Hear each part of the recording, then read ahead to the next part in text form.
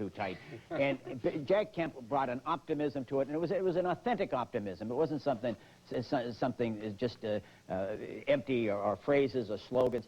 He was an inclusive Republican. He was a Lincoln Republican. He really believed that the party had a responsibility to reach out on civil rights to black Americans, to Hispanic Americans. He devoted a large part of his career to it. And he refused to indulge in the frivolous deceit and the intellectual dishonesty of simultaneously endorsing a major tax cut and a balanced budget amendment. And Jack Kemp, to his credit, brought that sort of intellectual honesty and goodwill and optimism, inclusiveness. I really am going to miss him enormously. Are you going to miss him, Ben? I'm going to miss him. He's not going to go away. He didn't die. Jack Kemp created the vision of modern republicanism, even more, I would argue, than Ronald Reagan, who maybe articulated it better than anybody else.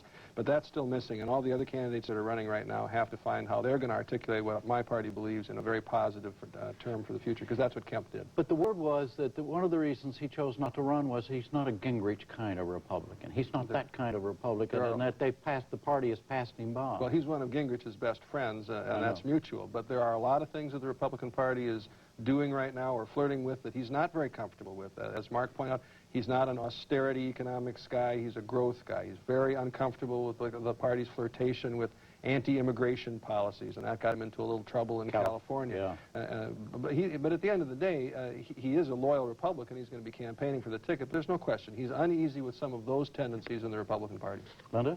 Well, I think Jack Kemp simply did not have the fire in his belly to run for president, and I think for that reason, I think it's good that he didn't go through it. Certainly he represents a wing of the Republican Party that has reached out and has brought people like me in. I used to be a Democrat. I used to be one of Mark Shields' types. Isn't that not many people know that. But the fact is Jack Kemp was one of those people who reached out and tried to bring in blacks, tried to bring in Hispanics, and I think the party needs to do that. The question is whether or not Kemp's way of doing it was the right way. Karen, so from the Democrats' point of view, this is good news.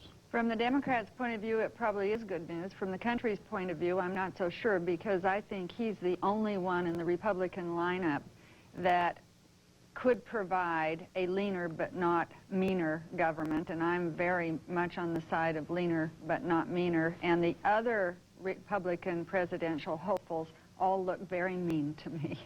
Okay, well, on that note, Ben and Linda and Mark and Karen, thank you very much.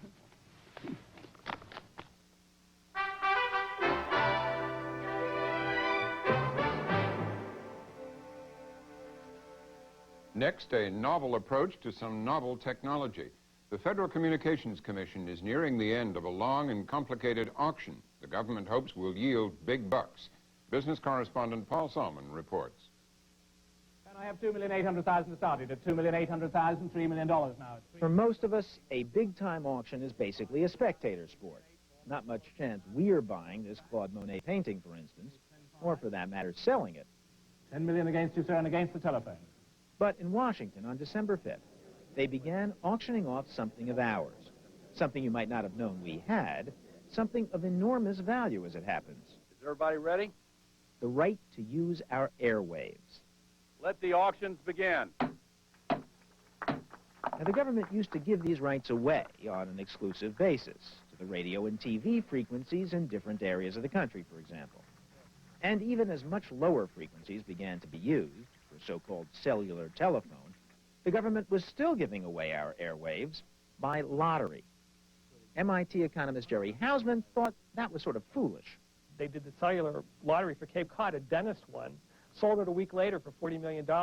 Now, I've never really thought the dentists are the truly needy in this country, and so it's much better for taxpayers to get the money than the truly needy dentist who won the Cape Cod cellular franchise. This is actually going to make a difference to the two of us as taxpayers, right? Yes, in fact, it's going to lower the deficit. The government's going to get the money. Let's say it's $20 to $40 billion. That's real money, even in Washington nowadays. And remember, it's your real money and mine.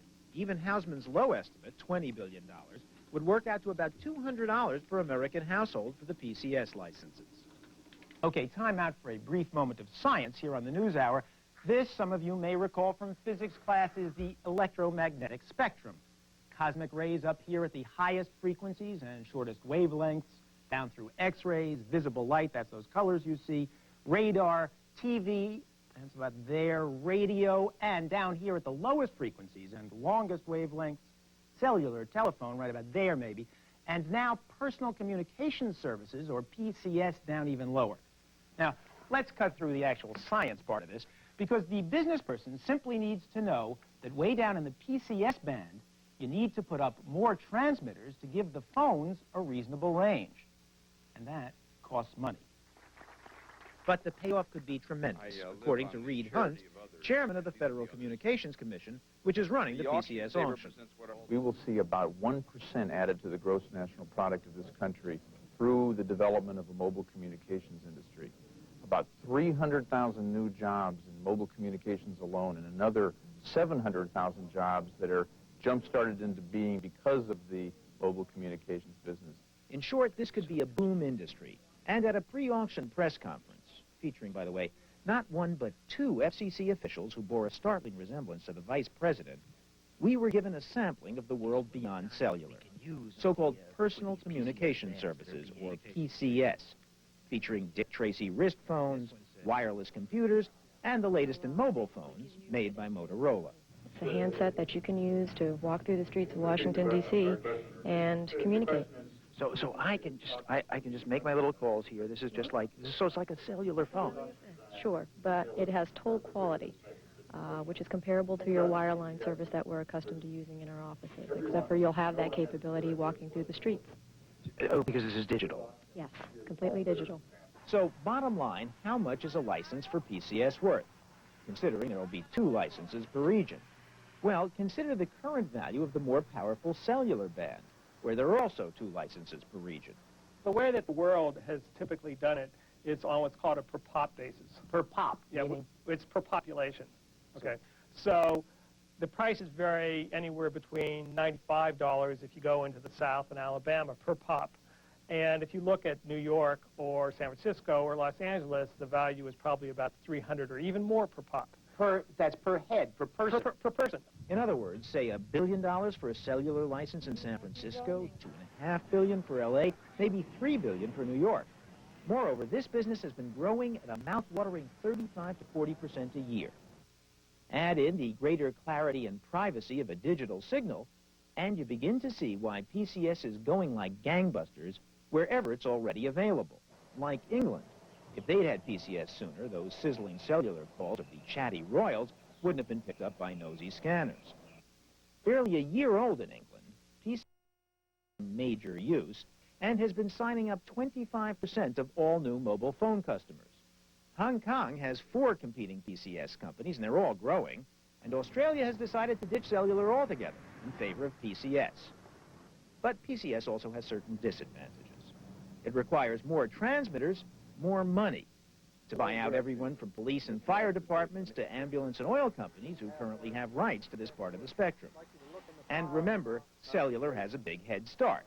So what are the new PCS licenses going to go for per member of the population? What's the range you could get in L.A., for example? You could get a range of between, let's say, $25 and $125.